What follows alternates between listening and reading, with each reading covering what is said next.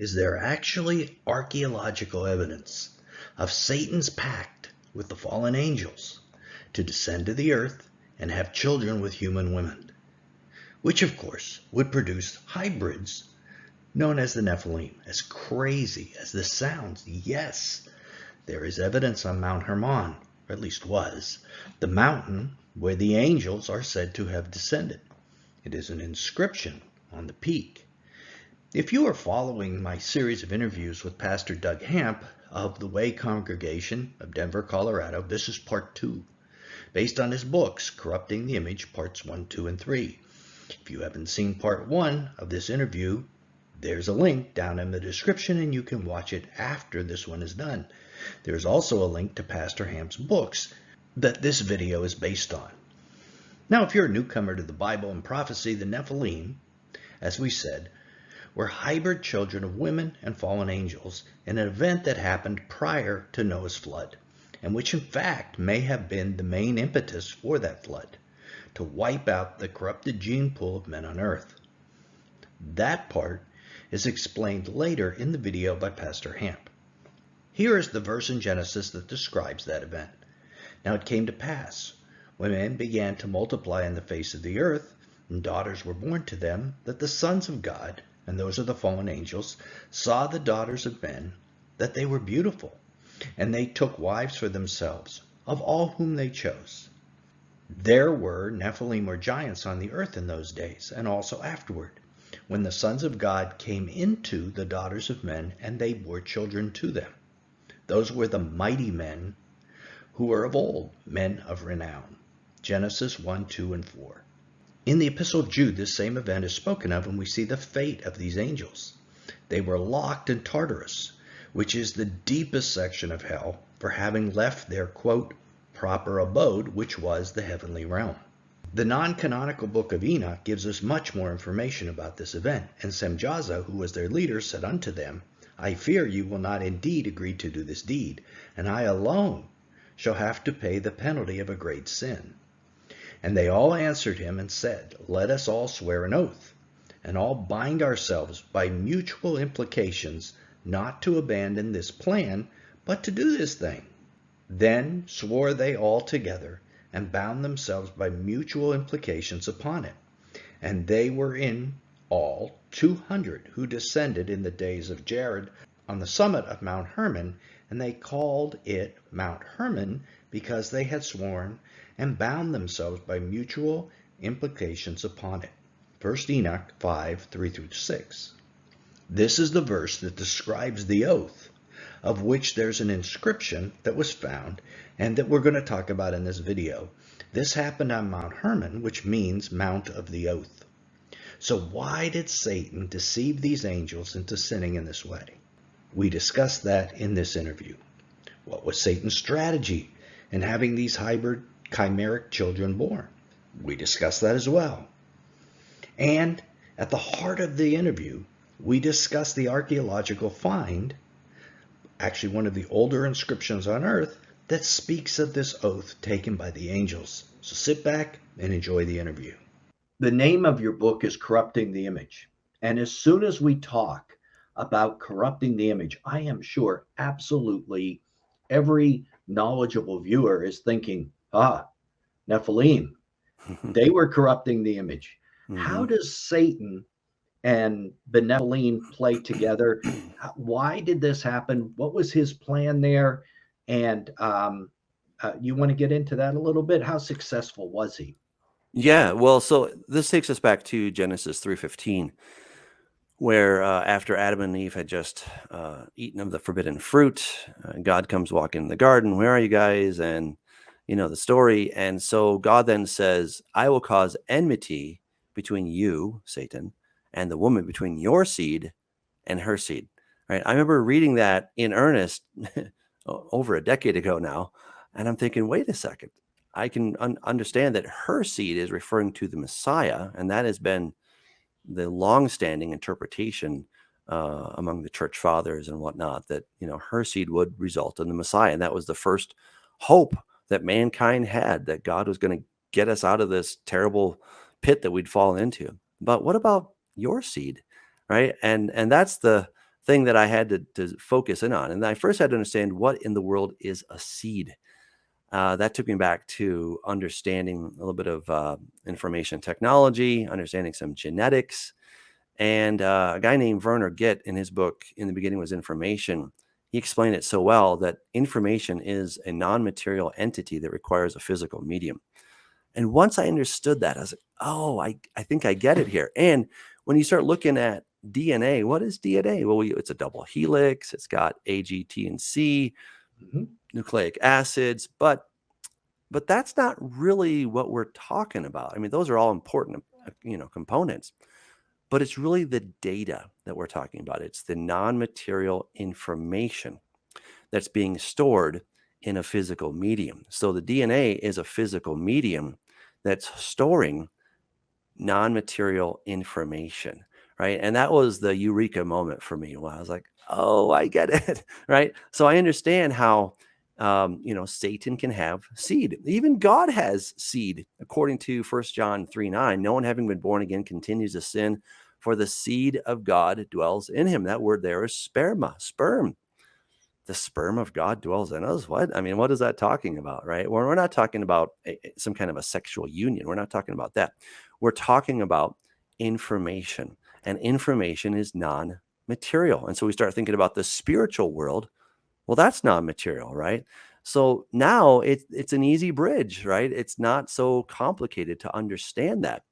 So then we go to Genesis chapter 6, of course, where you mentioned we have the Nephilim. And that's when the sons of God saw the daughters of men, that they were tovot, they were beautiful, or, they were good. And they took anyone to himself as a wife. And then there were Nephilim in the earth in those days, right? When the sons of God went into the daughters of men, right? And they begot these Nephilim, these children by them, right? These are the mighty men of old. So there was something really weird going on back in those days. We had the sons of God, who are angels, good or bad, they're angels. They came down and they did something they were not supposed to do. And that is how they began to corrupt the image. And I came up with the title, Corrupting the Image, because what I was really understanding is that Satan has very much a long game in this war with God. The basic idea was, as far as I can tell, was to corrupt mankind genetically so that the seed of the woman would not be pure. And so when the seed of the woman came, it would actually be Satan's seed that had already been placed in there. And so therefore you could not have the seed of the woman without actually bringing about Satan's seed, right? So that was the basic idea. Jesus then wouldn't have been able to crush his head, right? Which is, if when God said, his seed was going to crush Satan's head, I'm sure that caught his attention. I'm sure it did. Yeah, I think it kept him up late at night thinking about that. That at any moment in human history, there could be some hero that's going to come and crush his head. And so I think that was probably his overwhelming objective, to try to stop that from happening. Because when God tells you he's going to do something, chances are he's probably going to do it, right? And I think, Satan has been trying to nullify that prophecy ever since it was given. And I think it's driven a lot of what he's done to, again, prove God a liar, right? Satan only has to prove God a liar once. And then he effectively has a tie with God, right? He has a situation where he can kind of come to the table and say, well, look, you didn't tell the truth. You didn't come through on your word. You're no better than me. And so let's come to terms. Let's talk. Let's make a deal. And of course, God is who he is, and he always comes through, which is really awesome. Yes, very awesome. So I found in the books, I found a very interesting section was where they found an inscription on the top of Mount Hermon. And it kind of points to the idea that Satan kind of got these angels to do his dirty work for him. And because we know in Jude and Peter that these angels are imprisoned in Tartarus now. They paid a pretty big price for what they did. Satan, however, didn't. So you want to talk about that inscription and how that plays into this? Yeah, so that's the inscription found on top of Mount Hermon. It's now in the British Museum. I have pictures of that in Cryptic Image Volume 2. And it's kind of funny because it was something that I somewhat stumbled upon. I had heard about this inscription and I heard the translation, but being a little bit, well, a little nerdy, I wanted to see it for myself because I was like, something isn't quite adding up. And some very fine scholars worked on this. So it was actually Charles Warren who first found this um, up on top of Mount Hermon back in the 1800s. Charles Warren did a bunch of, well, let's call it sort of Indiana Jones, just kind of going around, looking for stuff. And we're very much indebted to him. Anyway, he translated the inscription as according to the command of the great and holy God, those taking an oath from here, those taking an oath proceed from here, right? And then George, I'm forgetting his last name, but from Harvard University, he also translated it the same way. But I'm like, something doesn't make sense here, because and what they did is they both took it back to the Book of Enoch and said, look, this is where you had the 200 watchers, or the 200 angels that came down in the days of Noah, and they took an oath and they did this thing, right? And I'm like, I absolutely agree that that is the reference. But what those angels did, Semyaza and the others, they weren't doing it according to the command of the great and holy God. That doesn't make any sense at all. It wasn't working. So I wanted to see the inscription to see what it actually said on the inscription. So when I finally was able to track this thing down and I started looking at it, I'm like, wait a second, it doesn't say and holy. It says great, but it doesn't say and holy. And so I found two words that the first one, the word is bo. I don't know where they got kai or k, but in any event, I think bo is probably just a prefix for bull or for ox. But then the next word, which was batios or batiu, it's in the genitive case. And I was like, wait, this is a really weird word. And I kept looking in every lexicon I could find. It's just not a Greek word. That's the bottom line. It's not a Greek word. So I kept thinking, where did this thing possibly come from? So in my studies on Enlil, I was looking at Enlil's name, and then he has what's called a logogram. A logogram is a symbolic, well, it's a symbol, right, of his name that would not necessarily or not very often actually be pronounced. It's kind of like the letter W. We don't say W when we're saying a word. We just, say W, right? We don't say W. And so that's the closest equivalent I can think of in English for our English speakers. So you have this symbol, this logogram that wasn't transliterated, and yet on occasion they actually were transliterated. And I found this really interesting example. I won't go into that, but the bottom line here is that this word bad, B-A-D, which is really ironic that it's which bad, is right? Yeah. When I saw that, I'm thinking, is this where we got the word bad? That's I don't know. I'm not making any claims on that. I found that just Yeah. caught my attention. You didn't Yeah. go into that much in the book, but I was thinking the same thing. Is this English word? Yeah, I know. Well, etymologies can always be an interesting journey. So, but I had enough on my plate, so I didn't go into that word. But it is interesting, right, that it's bad, right? So it could be bad, or I should say bad or bat, right? Either of those are equivalent. And so that was just transliterated into Greek, and then the eos ending is a people ending. So, like we have the Hivites, the Hittites, in Greek, that would be the eos, Hittios, Hivios, in Greek is how you would actually say that. So you have this word batios that is being transliterated. It's being Hellenized for this particular god.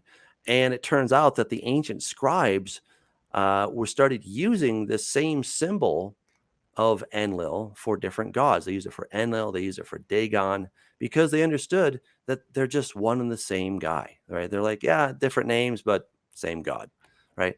So what that what that shows us is that the command to go and to, make Nephilim babies was by the command of Satan himself, right? And that just blew my mind, okay? And so we see that Satan was behind it. But what's also interesting is that, at least in my theory, these angels that came down, I don't think they had done anything wrong up until that point. But Satan essentially seduced them, said, hey, I don't know exactly what he said, right? But probably something like, hey, wouldn't this be fun? And why should you serve mankind when they should be serving you, et cetera, et cetera. And so they came down still good, but they understood what they were getting themselves into. And so they took this oath of basically destruction. If we don't do this, then we're in trouble. And that's where we get the word Herem, right, from the word Hermon, which is Mount Hermon, because it's the mount of this oath. So they came down, they took an oath on that mountain that they would do what they had promised to do, which was to go and to impregnate women and to create the Nephilim.